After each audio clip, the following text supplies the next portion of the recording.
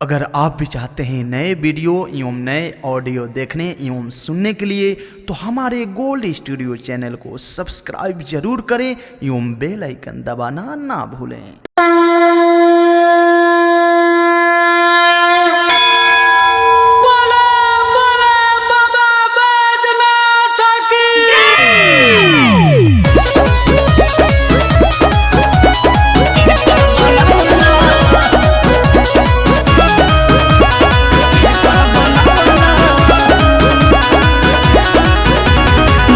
घरों में हरी वीडियो बनावे देख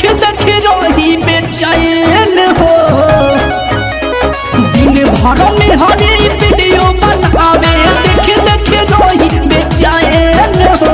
ये भोले बाबा कृपा बनवलो, ये भोले बाबा कृपा बनवलो, हो गई टिकटॉक बन हो। ये भोले बाबा कृपा बनवलो, हो गई टिकटॉक बन हो। ये भोले बाबा कृपा बनवलो।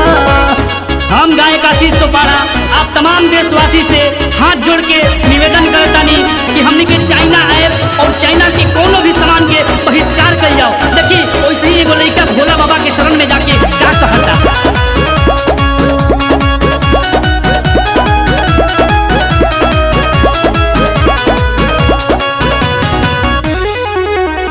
सुनिए भोले बाबा चाइना सामान के मोदी चाचा कैले बहिष्कार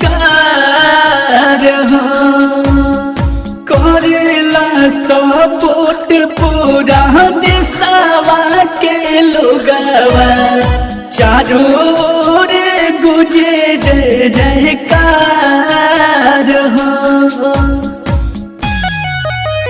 देखी के न्यूज भोले बाबा मिलल बदलवा के चैन हो। ये भोले बाबा कृपा बनवलो, ये भोले बाबा कृपा बनवलो, हो गई टिकटॉक बन हो। ये भोले बाबा कृपा बनवलो, हो गई टिकटॉक बन हो। ये भोले बाबा कृपा बनवला। हम तमाम टिकटॉक यूजर लोग से हाथ जोड़ के रिक्वेस्ट करता नहीं भैया कि तनिको भी अफसोस ना करी जाओ। जितना भी स्टार लोग टिकटॉक पे तनिको भी अफसोस ना करे, कहे कि ओहू से भी बढ़िया ऐप हमारे देश लाई कि हमने के दिखाने के बाद कि हमने के देश में कितना ताकत बा। तो आई एक साथ हमने के मिल के बोल जाओ भारत माता की।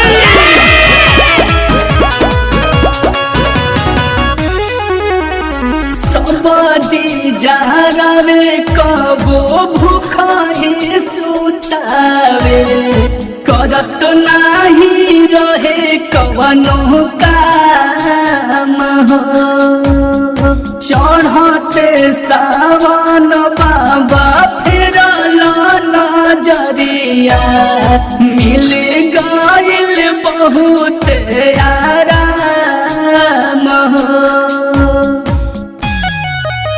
नीति से आशीष जल ढारे आइले हमें तुहार बड़ फैन हो। ये भोले बाबा कृपा बनवलो, ये भोले बाबा कृपा बनवलो, हो गई टिकटॉक बन हो। ये भोले बाबा कृपा बनवलो, हो गई टिकटॉक बन हो। ये भोले बाबा कृपा बनवलो।